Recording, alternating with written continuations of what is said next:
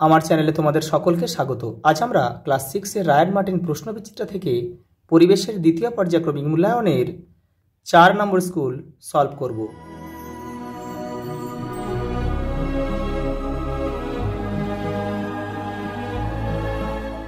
দেখে নাও প্রথম প্রশ্ন। হিমাটাইট যে ধাতুর আকরিক সেটা হচ্ছে লোহা। পাললিক শিলা হলো বেলে পাথর। কোনটি জীবাশ্ম জ্বালানি নয়? দেখো খড়, বাদ বাকি এগুলো কিন্তু সবই জীবাশ্ম জ্বালানি। তামা ও টিন মিশিয়ে তৈরি হয় ব্রোঞ্জ। এসআইতে বলের একক হচ্ছে নিউটন। প্রদত্ত কোন খাদ্য শৃঙ্খলটি ঠিক? এটা হবে একটা ঘাস থেকে ঘাস খাচ্ছে গঙ্গা ফড়িংয়ে খাচ্ছে ব্যাঙে খাচ্ছে সাপে খাচ্ছে আবার বেজি। এটা হচ্ছে সঠিক। পরেরটা দেখো, দৈর্ঘ্য ও পরিমাপের ক্ষুদ্রতম এককটি হলো মিলিমিটার। বস্তুর উপরিতলের পরিমাপ যে রাশি দিয়ে প্রকাশিত হয় তা হলো ক্ষেত্রফল। পরেরটা দেখো, গভীরতা বৃদ্ধি পেলে তরলের চাপ বৃদ্ধি পায়। পরেরটা দেখো, চাপ সমান সমান বল ভাগ ক্ষেত্রফল সূত্রটি থেকে পেরেকের ক্ষেত্রে চাপ বাড়ানোর কোন নীতিটি কাজে লাগানো হয়েছে? ক্ষেত্রফল কমানো হয়েছে। পরের প্রশ্ন দেখো, 2 দাগের অতি সংক্ষিপ্ত উত্তর দাও। কি কি মিলিয়ে ইস্পাত তৈরি করা হয়? লোহা এবং সামান্য পরিমাণ কিছু কার্বন। এলপিজির পুরো নাম কি? Liquefied petroleum gas. শূন্যস্থান পূরণ করো। ইলেকট্রিক ইস্ত্রি চালু করা হলে তড়িৎ শক্তি তাপ শক্তিতে রূপান্তরিত হয়। একটি নবীকরণযোগ্য শক্তির উৎসের নাম লেখো। উত্তর হচ্ছে সৌরশক্তি।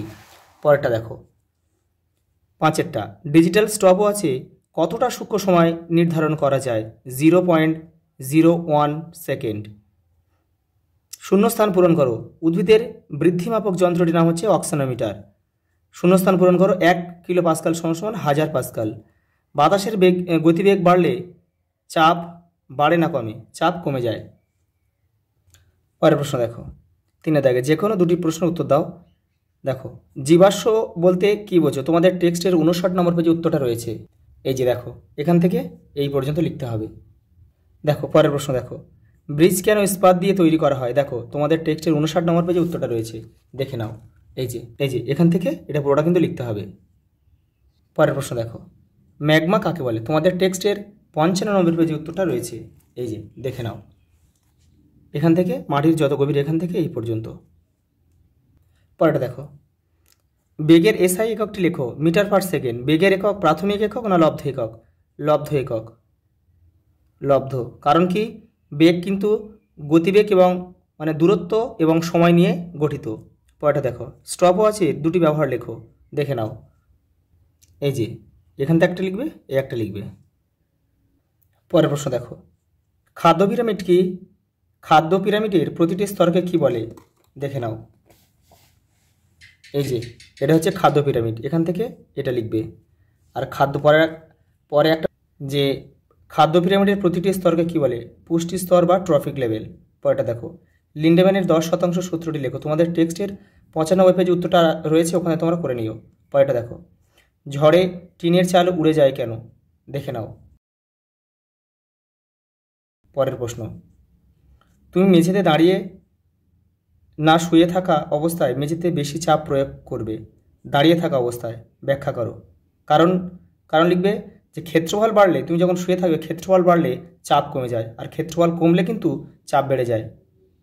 সেই জন্যেই কিন্তু দাঁড়িয়ে থাকা অবস্থায় মেঝেতে বেশি চাপ প্রয়োগ করবে। বাঁধের তলদেশ চওড়া করা হয় কেন? দেখে নাও।